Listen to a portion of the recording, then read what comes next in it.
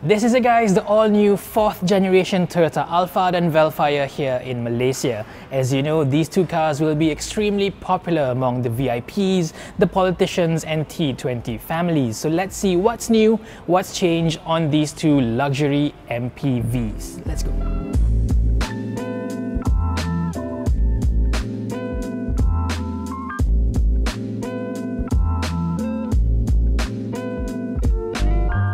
First things first, these two models really are all new from the ground up. It's based on a new platform using Toyota's TNGA-K architecture. It's got a new powerful turbo engine and a whole load of luxurious features inside.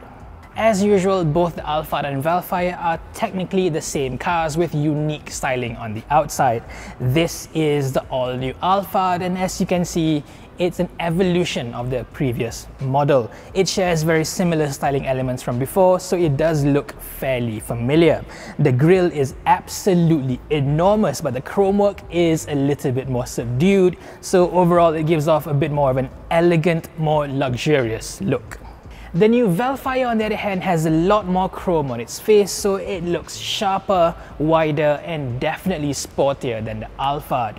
The Vellfire also carries on its signature split headlamp look, although perhaps is not quite as distinctive as previous versions. Between the two, I actually prefer the softer look of the Alphard. It just looks slightly more premium, more expensive. But which one do you prefer? Do let me know in the comments below.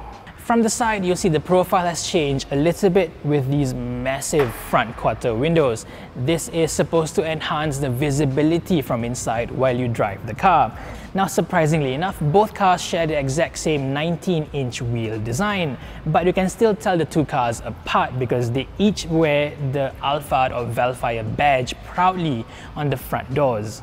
At the back, this looks very similar to the previous generation models, and both the Alphard and Vellfire do carry unique taillights and bumper elements. Here, however, I think I actually prefer the Vellfire over the Alphard. One cool feature here is that you can open the rear tailgate in multiple ways. There's the button down the middle as usual, but there are also buttons at the two corners of the car, both left and right. That's pretty cool.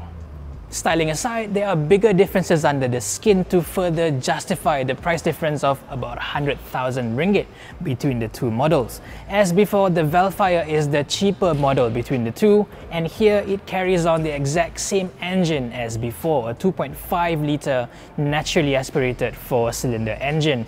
And it's not even the newer dynamic force engines we are getting in other models. This is an exact carryover from before. Outputs are 182 PS and 235 Newton meters of torque, and power gets delivered to the front wheels via a CVT. The Alphard, on the other hand, uses an all-new 2.4-litre 4-cylinder turbocharged engine, which is shared with the latest Lexus NX and the RX. This replaces the older 3.5-litre V6 engine, but here, because it's turbocharged, you get even more power. This offers 278 PS and 430 Newton meters of torque. That is about 19% more torque than the bigger V6. And even despite this having a lot better performance compared to the 2.5 NA Vellfire, Toyota actually claims that this uses less fuel than that one. But even though the Vellfire is the slower of the two, this is the car that is marketed as the sportier option. It's fitted with what's called a performance rod for better handling, and it's fitted with sportier UHP Dunlop tyres instead of Michelin touring tyres on the Alphard. And of course, the Alphard being an executive lounge variant, it also gets an even softer suspension setup for an even more comfortable ride. Inside, this car has gone full Lexus. This is a massive improvement over the previous version from pretty much everything that you can see. Styling, key touch points and material work is just so much better than the previous car. You can just know that this dashboard was designed from the ground up to also be sold as a Lexus. This massive 14-inch touchscreen system, especially with the embedded aircon controls, is just pure Lexus. I also like this fancy gear lever on the Alphard over here, although the regular one on the Vellfire is not half bad looking either. For the very first time, you've also got a full digital instrument cluster over here, full digital mirrors, and a 15-speaker JBL premium sound system. And of course, wireless Apple CarPlay and Android Auto. Other cool features include this magic center console cover that open up both ways like a certain Mercedes-Benz model, and a fully electrically adjustable steering column to fully seal in the premium look and feel. Back here is also far more luxurious compared to the previous version. Both the Alphard and Vellfire get 2 individual captain seats for the middle row, but the Alphard takes it to the next level with the executive lounge package. Here, the seats are wider, more comfortable with far more features, and as you can see, the leather color is also different. You've got black synthetic leather on the Vellfire, but pure Napa leather on the Alphard. Space, as you can tell, is never going to be a problem even if you're an NBA player. Just look at the amount of legroom and headroom that I've got. And then let's talk about the level of tech available here. Each rear passenger actually get your own individual sunroof back here, which you can close individually as well. That is pretty cool. You've got aircon blown from the roof to blow directly to your face to cool you down much faster. And you've just got plenty of controls all over. There's about maybe 100 buttons up here, and even if you're not a fan of that, there is this phone that you can use to control all the major functions. With this, I can adjust the angle of the backrest of my seat, the angle of the ottoman down there, and all the massage functions for the middle row seats as well.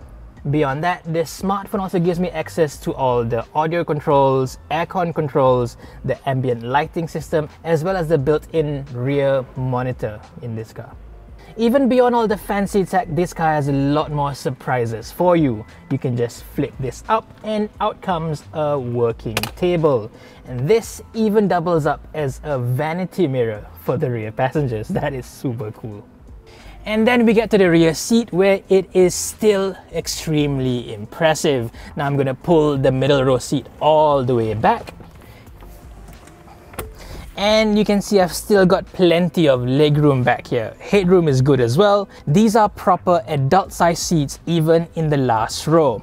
Beyond that, you've also got your own dedicated aircon vent up top, plus a powered sunshade on the side. Both the Alphard and Vellfire are fantastic cars for the VIPs up front, but it also works really well as a full 7-seat MPV.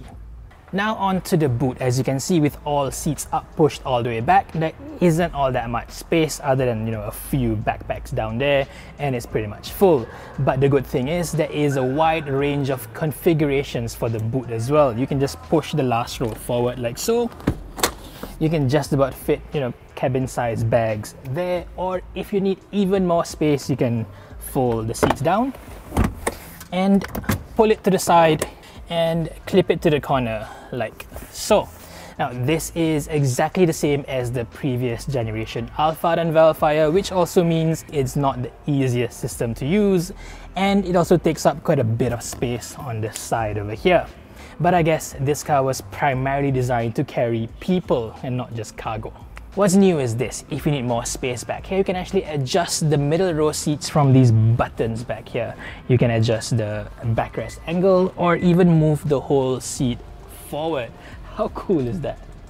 So that's the all-new 4th generation Toyota Alphard and Vellfire for you, all ready for Malaysian roads. What do you think of the two cars' new looks, engines, interior tech? And which one would you actually prefer, the Alphard or the Vellfire? Do comment below. For now, thank you for watching and stay safe, everyone.